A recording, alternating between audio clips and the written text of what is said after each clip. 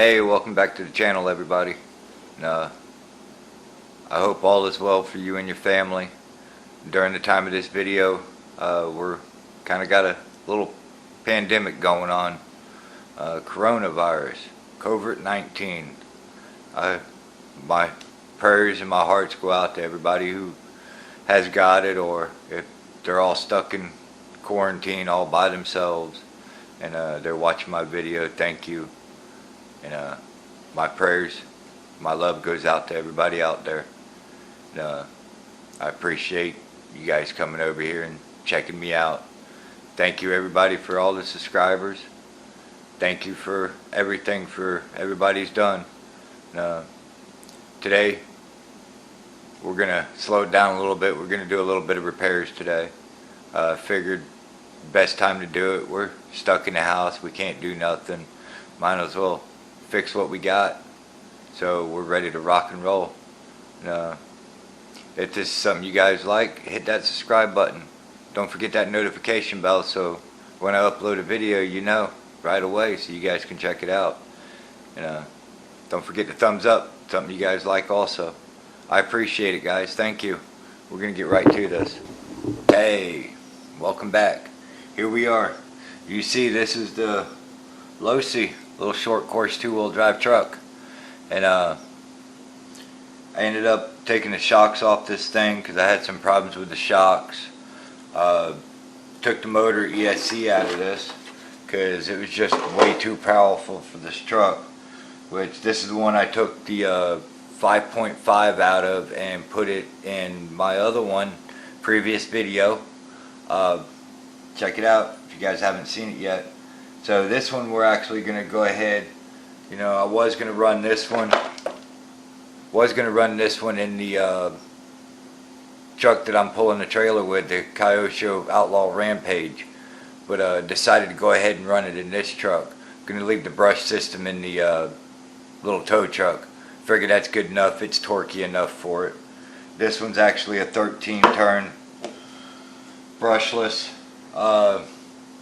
It's Cool RC, another AliExpress deal. 35 bucks for motor and ESC. Can't complain about that.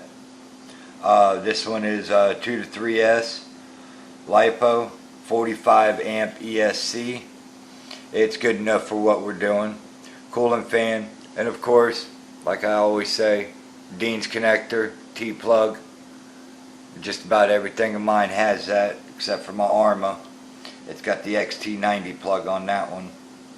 And we're going to go ahead and get around onto this thing and get this thing back operational.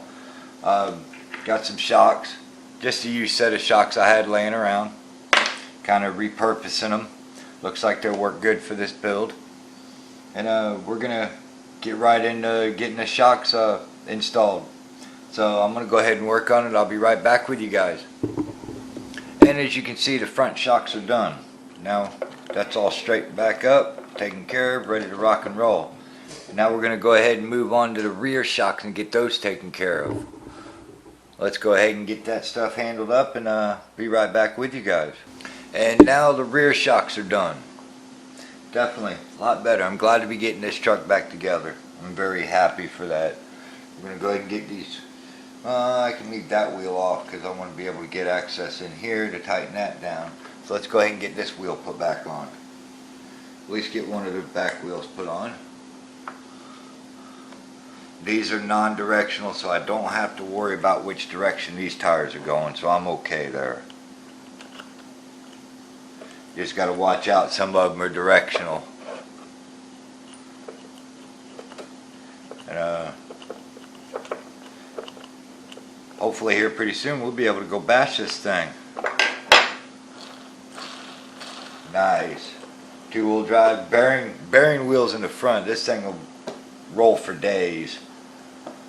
That's the best thing to have, is the bearing wheels. That thing is awesome. I like that because they just go and go and go and go and go. Alright, now the motor. I do things a little differently than some other people do. I mean, guess my way is just as good as everybody else's way.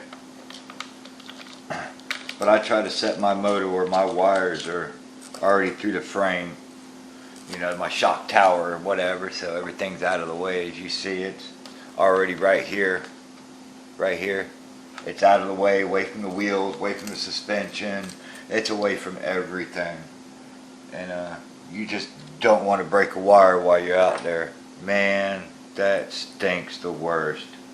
I hate it when you get a breakdown out in the field, but it happens. It's the nature of the hobby. And just the hardest part is you got to find your holes and hope your holes line up to where you want the motor. There's one hole, there's two holes. There we go, perfect. And they line up just the way I like it. Usually does, you just got to check. I don't cinch these all the way down, I just get them where they're just touching, pulling the motor in, so I know I can still get movement, because you still got to adjust these things out to the correct spacing. You want to have a good mesh, gear mesh. If you don't, you're going to burn up your spur gears. Pinions not so much. Spur gears most definitely. And same thing. You really don't want to be out in the field. You just can put a new motor and everything in. You get out to the field, go try it, and what happens? Spur gear gets destroyed because you didn't mesh it right. And now you're waiting again for parts. Man, I hate that. Now everybody says piece of paper. I know I've said it before. I go till I got just a hair bit of movement, because sometimes you're out in the field, you don't have something like that to check. So I get just a little bit of movement in my spur without my pinion moving, and I have not burned a gear up yet doing this. I always get a nice good contact, never hurt a gear, never burn a gear out. And that's the way I go, something quick, simple, easy. Snug it down, check my mesh again, make sure it still feels just the way it was, and it does. I say that's perfect. And if you do that piece of paper trick, it'll fold it just like a step, just like it's supposed to be. Perfect. And we got our spur cover, spur and pinion cover. Definitely with bashing and stuff, you want to have that protected. We don't want to damage anything in there. And same thing, it would stink if you're out in the field and you didn't have this and go, man, my day's done because I done trashed the spur gear or a pinion gear, something. That's why it's always good to have some spares with you at all times. You never know when you might need something. So I try to carry some of that stuff with me everywhere I go. And this thing's just about done. I'm happy. This thing went quicker than I expected. Beautiful. One more screw and motor's installed, shocks are installed.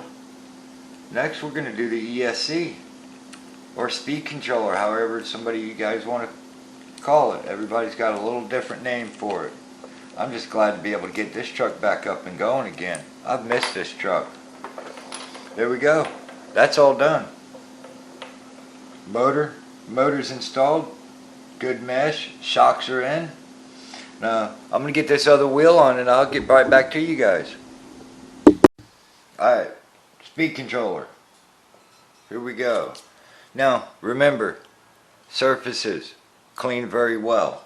Both sections, one on the truck where you're mounting the ESC at, and the ESC itself. I use 3M two-sided tape.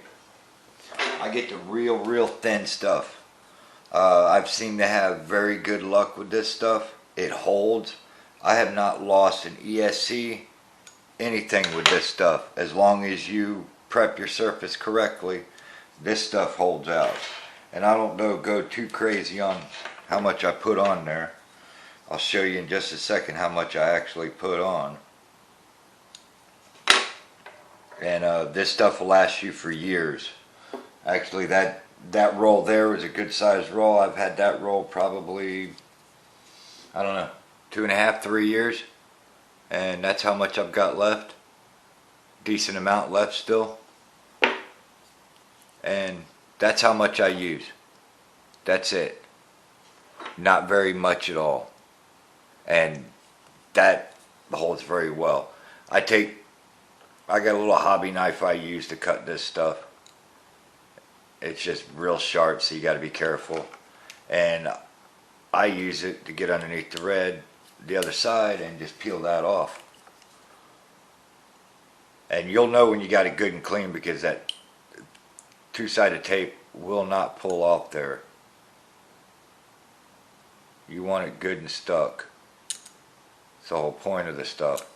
You know, you can use alcohol, fingernail polish remover, anything you'd like to use. Alcohol seems to work real good. I use, what do I use? Fingernail polish remover. I'm going to set this up where my wires are nicely easy to get to. Boom. I just set it down, give it a good push, and forget it. It's done. Installed. These things are color coded. Blue to blue. You want it nice and tight fitting. You don't want it loose. Yellow, yellow. Pretty self-explanatory. Red to orange. It's the only one that's going to be an odd color. Red to orange. That's all mounted up. And you see how my wires are. It's not all bulky, not moved around. It's nice and solid in one spot, and it doesn't go anywhere. Battery lead's good distance in lead.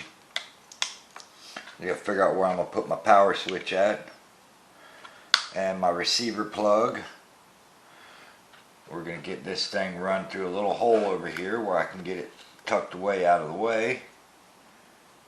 And this one goes in number 2, channel 2. Steering's channel 1. Boom. That's done, that's done, that's done. Okay. Now you know what time it is. We're going to test this thing out. Get me my 2-cell. Let me go grab that and be right back with you guys. Alright, here we go. Here's the battery. Little 2S 5200 35C discharge battery. Nothing real big and fancy. We're going to get this thing plugged in and we're going to test it. We're going to see how good we did. See if we actually fix this thing to where it actually works, or did we just waste our time? Make sure we got it going in the right direction.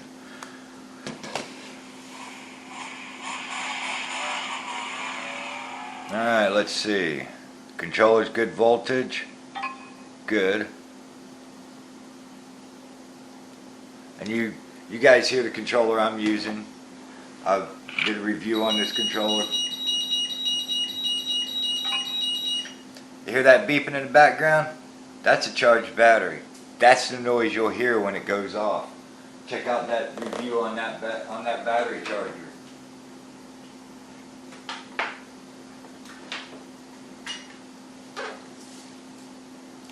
Model, let's see. Losi.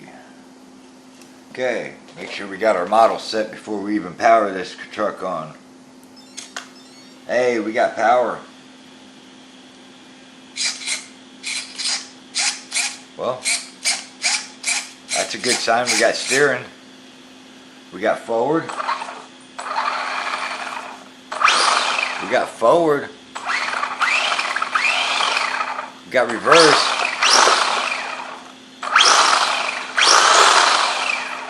By George, I think we got ourselves a winner. And that's my little taking on some repairs. Just a little bit of maintenance, trying to get some other ones back up and running. And I hope you guys enjoyed the video. Alright, well, what do you guys think? That's my takings of, since you're stuck at home, might as well fix what you got. and this one, it definitely needed some fixing. We covered real quick. We replaced all 4 shocks, gone ahead and got a new motor and speed controller in it, and you know, this repair, or however you guys want to classify it, is cost me, I don't know, $0, because the motor was bought for a different project. So yeah, okay, if we want to classify that, the motor was 35 bucks, free shipping, motor and ESC. So okay, this repair was 35 bucks to get a whole nother truck on the road. You know, that's why I don't throw parts away. You know, I keep every shock that I have, because every shock's rebuildable. You know, new oils, new O-rings, you know, everything's replaceable in it. And these shocks were perfect. And now we got ourselves another vehicle for the fleet. And do me a favor, if you guys like this video, give it a thumbs up. And if you haven't already, hit that subscribe button if this is something you guys are into. And don't forget that notification bell so you guys can stay up to date with me. And again, all my prayers, my heart during the time of this video is all out for all the coronavirus victims and their families. And I hope the whole United States pull through and get straight, and we can get back on track. And I appreciate everything. And go outside, break something. If you can't be outside, why don't you just stay inside and fix what you got? You know, do some maintenance, cleaning, repairs, you know, wash bearings, whatever you need to do. And we'll see you next time. Thanks, everybody.